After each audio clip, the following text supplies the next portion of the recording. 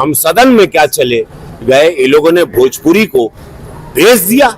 जहां मेरी फिल्में उसी छपरा या पूरे बिहार में सिल्वर जुबली होती थी, वहां आज एक दर्शक नहीं है। जो धर्म के नाम पे वोट मांगते हैं, जो धर्म के नाम पे लोगों को भड़काते हैं, मैं उनका विरोधी हूं।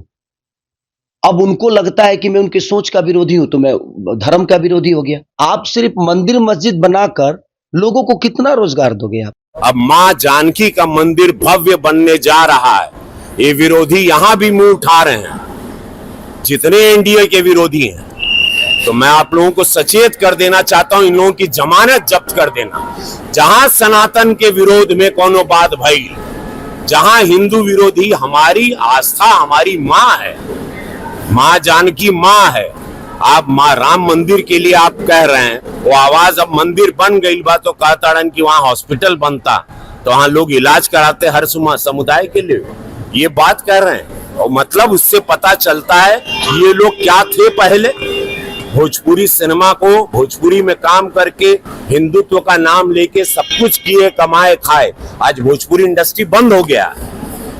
भोजपुरी इंडस्ट्री जो हम राष्ट्रीय पुरस्कार दिलवा के चले थे, इन लोगों को मशाल दिए थे, और हम थोड़ा सदन में गए, हम सदन में क्या चले गए, ये लोगों ने भोजपुरी को भेज दिया।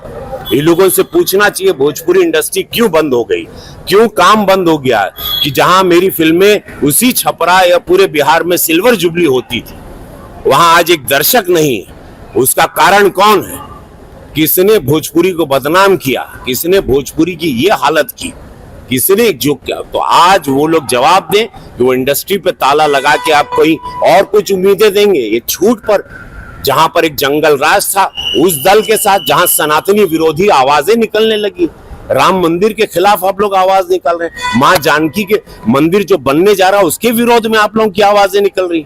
इससे ये पता चलता है आपकी विचारधारा क्या है, और जनता जान रही है। इन लोगों की जमानत आप जब्त कर देना। जो भी सनातन विरोधी बात कर रहा है, जो भी माँ बहन की सुरक्षा के साथ खिलवाड़ कर रहा है, हमारे सनातन, हमारे इतिहास को, जड़ों को उखाड़ के फेंकना चाहता है, उन लोगों को आप लोग पनपने ना दे। कल आपने एक जनसभा में कहा था, चुनावी जनसभा में, कि मोदी जी छपरा आ रहे हैं, कभी नहीं आए थे। हम आपको बता दें कि 2 बार मोदी जी यहाँ आ चुके हैं। इसका वीडियो वायरल होने के बाद यहाँ के विधायक गुप्ता ने कहा कि बैल बुद्धि को कौन समझाए, पढ़ाई जरूरी है। मोदी जी 2 बार पटना में आ चुके हैं, उनको कौन बताया? देखिए, पढ़ना जरूरी है, इस बात को मैं उनके बातों को नकार नहीं सकता। शिक्षा जरूरी है, लेकिन शिक्षा खुद के लिए जरूरी नहीं है, समाज के लिए भी जरूरी है। आप शिक्षा और पढ़ कर किए क्या? 10 साल तो आपको मिला छपरा, बट आज तक विधानसभा में आपने छपरा के लिए कोई बात कही है तो बता दीजिए। छपरा के लिए लड़े हैं तो बता दीजिए। छपरा के लोगों का प्रॉब्लम सॉल्व करने के लिए आपने कुछ किया है तो बता दीजिए। 10 साल में तो बच्चा से आदमी बड़ा हो जाता है, 5वीं क्लास में चला जाता है 10 साल का बच्चा। लेकिन ये तो 1 क्लास लोग बोलते हैं ना, ये तो 3rd क्लास बना दिए छपरा को। तो देखिए, वो बुजुर्ग आदमी है, उनका सम्मान है मेरे नजर में। ठीक है, उनको लगता है कि बैल बुद्धि है, तो मैं बैल बुद्धि ही सही हूं, कम से कम छपरा के विकास के लिए सोच तो रहा हूं, छपरा के लोगों के लिए बेहतर करने की प्रयास तो कर रहा हूं। तो ठीक है, ये उनका विचारधारा है, वो सम्मानित है, उनके लिए कोई दिक्कत नहीं है। पिछला विधानसभा में चिराग पासवान नीतीश कुमार के सामने विरोध में थे। इस बार नीतीश कुमार के घर गए हैं, खन्ना के प्रसाद खाएं, क्या कैसे देखते हैं आप इसे? बहुत अच्छी बात है। ऐसे हर आदमी को एक दूसरे के साथ रहना चाहिए, और मैं हमेशा कहूंगा कि हर आदमी मिल के रहे। पार्टी अलग चीज हो गई, व्यक्तिगत रिलेशन अलग चीज हो गया, व्यवहार अलग चीजें हो गई। कोई जरूरी नहीं है कि हम एक दूसरे के पार्टी में है तो हम घोर विरोधी हैं। ये चुनाव कल खत्म हो जाएगा, लेकिन मुझे लगता है कि हम सबको जीना है और समाज में ही रह के जीना है। तो हमें हर समुदाय, हर लोग, हर जाति के लोगों के हर त्योहार में एक दूसरे के साथ रह के और उसके त्योहार का एंजॉय करना चाहिए और उसका सम्मान करना चाहिए। अच्छा सिंह आज भी बयान दिया है कि मैं खेसारी को क्यों सपोर्ट करूँ, वो मेरे बारे में उल्टा सीधा बयान देते रहते हैं, इसलिए मैं सपोर्ट नहीं करूँ। वहीं पवन सिंह की पत्नी को उन्होंने सपोर्ट किया कि मैं उनको लेडीज सपोर्ट करूंगी, लेकिन खेसारी को सपोर्ट नहीं करूंगी। Thank you. किसी को तो कर रही है ना, भगवान करे कि वो बिल्कुल करे। मेरी भी शुभकामना है कि उनके सपोर्ट से कम उनको कुछ फायदा हो और वो बिल्कुल चुनाव जीते। पवन सिंह की पत्नी ने एक बयान में दिया है, एक न्यूज चैनल ने बताया है कि वो आपसे बात की थी कि खेसारी भैया मेरे लिए एक दिन कम से कम टाइम निकाल के आ गया है। नहीं, अभी मेरी बात नहीं हुई है उनसे, ऐसे झूठ नहीं बोलूंगा। उनको उम्मीदवार बनने के बाद कभी मेरी इधर बात नहीं हुई है। मैंने उनसे बोला था कि चंदा अगर चुनाव लड़ेगी तो मैं व्यस्त इधर ही रहूंगा। अगर हम चुनाव नहीं लड़ते हैं हमारे परिवार से कोई, या मेरा तो लड़ने का कोई इरादा था ही नहीं, एक ही चीजें हो गई। बट मैं बोला था कि अगर चंदा लड़ेगी तो मैं आपके पास जरूर आऊंगा। लेकिन तो मैं अभी अभी खुद ही परेशान हूँ, खुद ही भागना, यहाँ जाना वहां जाना, इनसे मिलना, क्योंकि बिल्कुल मेरे लिए नया चीज है। और नया चीज में मुझे हर आदमी को जानना जरूरी है, हर समुदाय को जानना जरूरी है, हर सभा में जाना जरूरी है, हर लोगों से आशीर्वाद लेना जरूरी है। तो मैं खुद ही, आप देख ही रहे हैं, आप तो छपरा में पूरे हिंदुस्तान की मीडिया आके बैठी है, सब लोग देख रहे हैं कि मेरा शेड्यूल कितना बिजी है, कि मैं 3 बजे सुबह में आता हूँ, अभी आपको देख के फिर कहीं निकलना है।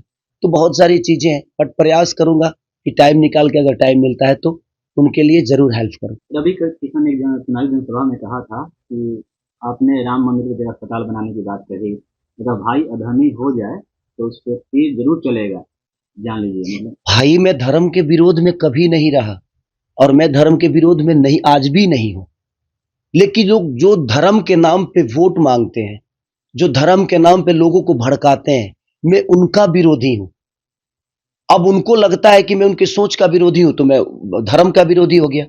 मैंने राम के बारे में थोड़ी कुछ कहा, मैंने बोला कि भाई मंदिर जरूरी है, बट कॉलेज भी तो जरूरी है, शिक्षा भी तो जरूरी है, अस्पताल भी तो जरूरी है, लोगों के रोजी रोजगार भी तो जरूरी है। आप सिर्फ मंदिर मस्जिद बनाकर लोगों को कितना रोजगार दोगे आप? श्रद्धा दिल में होता है किसी भगवान के लिए, मंदिर में भगवान नहीं होता है, हमारे दिल में होता है, उत्पन्न होता है, तब हम मंदिर जाते हैं। मेरा विषय वो है कि मंदिर बनना चाहिए, मैं ये नहीं कह रहा हूं कि मंदिर नहीं बनना चाहिए, मंदिर बनना चाहिए, लेकिन मंदिर के साथ साथ लोगों का ख्याल भी। आखिर बताइए, आप मंदिरें बना दे और लोगों के पेट में अन्न ही ना दे तो भूखे भजन होता है क्या? और रवि भैया के बात के लिए तो आप बिल्कुल कुछ मत कहिए, वो तो जीने के लिए कुछ बनाते नहीं है, वो तो मरने के लिए बनाते हैं।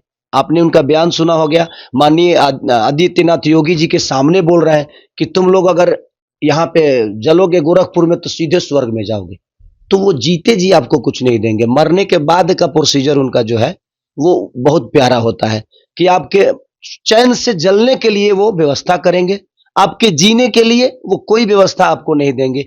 वो कुछ भी बोल सकते हैं, वो महादेव है भाई, और हम लोगों के बड़े भाई है, और उनका विचारधारा अलग है, तो आपने सुना होगा ना। और उस पे आदित्यनाथ योगी जी हंस रहे हैं, क्योंकि उनको भी लग रहा है कि ये जोकराई चल रहा है। कौन आदमी बताइए मरने के बाद ये सोचता है कि मैं जलूंगा तो गोरखपुर में जलूंगा तो स्वर्ग बन जाऊंगा? ऐसा तो नहीं कि वो स्वर्ग का सीढ़ी है, उन्होंने जलने के लिए वो चीता बनाया है कि स्वर्ग का सीढ़ी बना दिया है? रावण तो स्वर्ग का सीढ़ी बना नहीं पाया, लेकिन हमारे रवि भैया ने स्वर्ग की सीढ़ी गोरखपुर में बना दी है। अब जिसको जलना है, आप उस स्वर्ग के सीढ़ी पे जाकर बैठो, आप जलोगे सीधे स्वर्ग में चले जाओगे। तो छोड़िए, वो बड़े भाई है भाई, वो कुछ भी बोल सकते हैं। सर जी, आज छठ पूजा है, आप छपरा के प्रत्याशी हैं, कैसे देखते हैं? आपको तो पहले छठ की बधाई, क्या कहेंगे इसके बारे सबसे पहले मेरे देशवासियों को और छपरा की जनता को मेरी तरफ से छठ की ढेर सारी शुभकामना।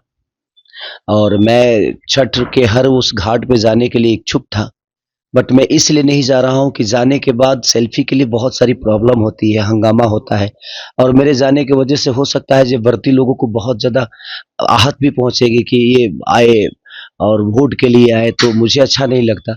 इसीलिए श्रद्धा तो बहुत है, बट सिर्फ सेल्फी की वजह से कुछ हंगामा ना हो जाए, कुछ प्रॉब्लम ना हो जाए, इसलिए मैं घाट पे नहीं जा रहा हूँ, ताकि जो भी व्रत किए हुए लोग हैं उनको परेशानी हो। तो उसके लिए थोड़ा सा मुझे माफ़ कर दीजिएगा, नहीं तो मैं ज़रूर आता।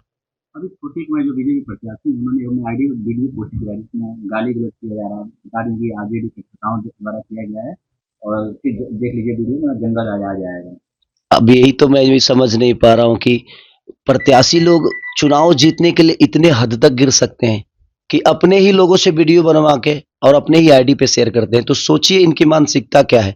बेहतर चीज इनको नहीं शेयर करना है, इनको गलत चीजों को शेयर करना है, क्योंकि जातिगत कार्ड खेल के चाहते हैं कि खेसारी को डिस्टर्ब करे। बट देखिए, सबसे बड़ी चीज है कि मुझसे इससे फर्क नहीं पड़ता है। आज के लोग समझदार हैं इस बात को, क्योंकि देखिए अपने आईडी से एक प्रत्याशी होकर और इतने भड़काऊ चीजों को आप शेयर कर रहे हैं।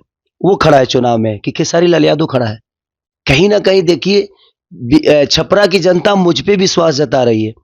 आज मैं कहाँ गया था, नैनी फकुली गया था, जहाँ पे सिक्का से तौला गया। सिक्का से नैनी फकुली में, वहाँ सारे के सारे लोग राजपूत समाज के लोग हैं। हमारा बिक्की भाई वहाँ के बहुत अच्छे इंसान हैं, उन्होंने मुझे सिक्का से तौला।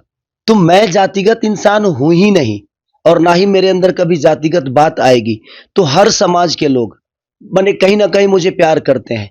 मैं अभी गया था एक राम समाज में, वहां के लोगों के घर पे मैं खुद ही साग रोटी खाया, क्योंकि मेरे लिए कोई जाति मायने रखता ही नहीं है। तो जो आदमी ये वीडियो बनाया है, वो चुनाव तो लड़ नहीं रहा है, वो तो मैं लड़ रहा हूं। मुझे छपरा को कैसे बेहतर करना है, ये मेरी सोच है, उसकी सोच तो है नहीं। अब आप उसकी सोच से मेरे सोच को करेंगे। मुझे चलाना है छपरा को, मुझे बेहतर बनाना है छपरा को, क्योंकि छपरा मेरा सपना है कि मेरा छपरा बेहतर हो। लेकिन लोग चुनाव जीतने के लिए किस हद तक जा रहे हैं, अब इतने हद तक जा रहे हैं कि मेरे वाइफ का वीडियो डालकर उसके ऊपर गंदे गाने लगा देते हैं। अब सोचिए कि अब उनके लिए मैं क्या बोलूं। उनके लिए मुझे कुछ बोलना चाहिए, बट नहीं। देखिए, राजनीति मुझे पता था कि बेहतर चीज है। यहाँ पे आपको लोगों के दिल पे राज, माने राजनेता मतलब क्या होता है, राज का एक नेता होता है, उसको दायित्व दिया जाता है क्योंकि अपने राज्य का ख्याल रखे। तो मेरे कहने का मतलब है कि उल्टा सीधा ऐसे आप लोग मत करिए और जातिगत भड़काऊ मत करिए। एक तो धर्म के नाम पे आपको वोट लेना है, फिर जातिगत करके वोट लेना है। हमारे कहने का मतलब कि ये सही नहीं लग रहा है मुझे। ये सब कार्ड खेलकर चुनाव जीतने का मतलब नहीं है। आप अपने ही लोगों से वीडियो बनवाओ और अपने ही आईडी पे शेयर करो। बेहतर चीज भी शेयर किया जा सकता है। ये जातिगत ना मैं था, ना हूं, ना मैं रहूंगा। और आज के डेट में लोगों को पता है जो सच्चाई क्या है, क्योंकि सरकार में मैं हूं और मैं चुनाव लड़ रहा हूं, तो मेरा विचारधारा कैसा है, मेरा व्यक्तिगत कैसा है, ये लोगों को पता है।